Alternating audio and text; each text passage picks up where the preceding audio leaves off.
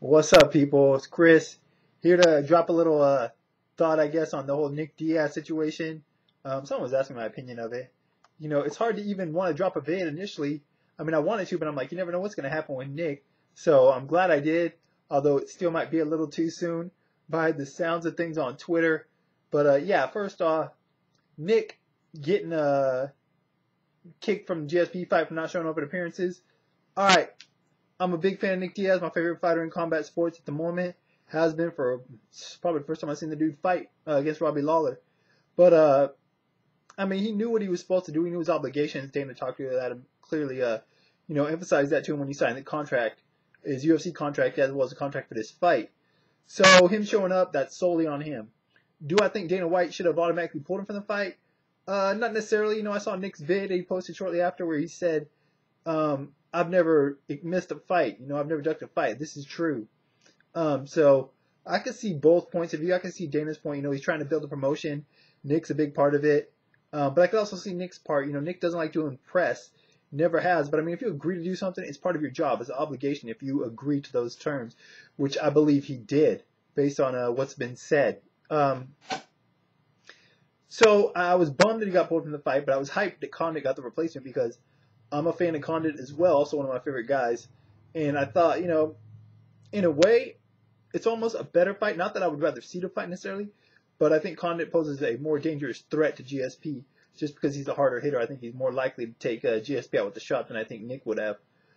And then I hear that Nick gets a match made against BJ Penn, which I'm like, in a way, I'm frustrated. I'm like, if you're going to put him on the card, just put him back in the GSP slot. I mean, obviously you can't do it at that point. You promised Condit the shot.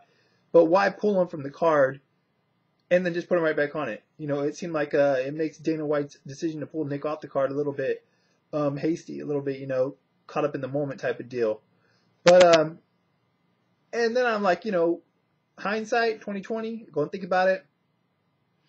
A fight between both George St. Pierre versus Carlos Condit and BJ Penn versus Nick Diaz, I think both those fights are ultimately better matchups than the original scheduled fights. I already said about GSP Condit why I thought that is.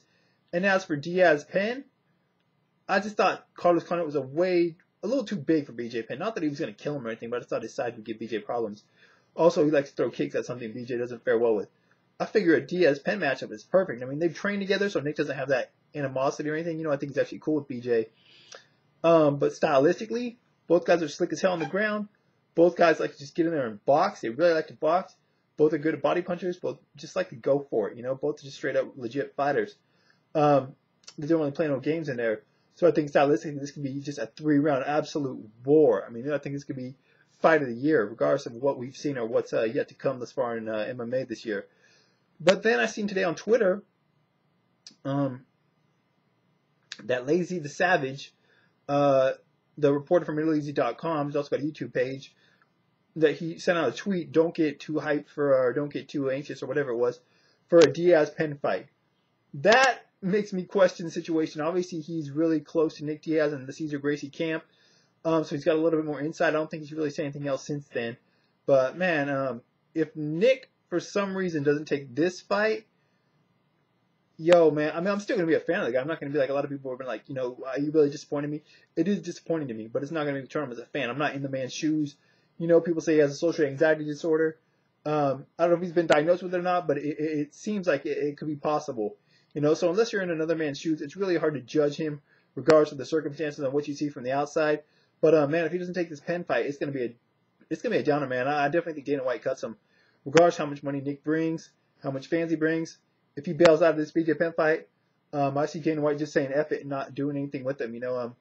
He's cut ties in the past with other fighters. Paul Daly, for example, not that Paul Daly's quite the name, obviously, that Nick Diaz is, but still, Dana White doesn't really play around when it comes to that kind of stuff, and he's obviously got the power to do so. So hopefully this fight goes down, Nick Diaz versus BJ Penn. Hopefully he wins and can earn his way back up to a shot against GSP. I don't know if he even wants it at this point.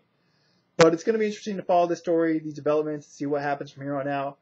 I just hope Nick fights. I don't want to see him cut from the UFC, man. He's one of my favorite fighters. And with Strikeforce pretty much all but on life support at this point, if Nick gets cut from the UFC, no matter where he goes, it's just not going to be his fights just aren't going to be I'm not going to be looking as forward to his fights as I would with him in the octagon. So that's my thoughts on that for the moment. Hopefully things don't change, but If they do, I'll be talking about on this weekend's Science Science Radio Show, as always. Link in the information part of the video, as well as link to ScienceVibes.com, my Twitter. I want to hear your guys' thoughts on the situation.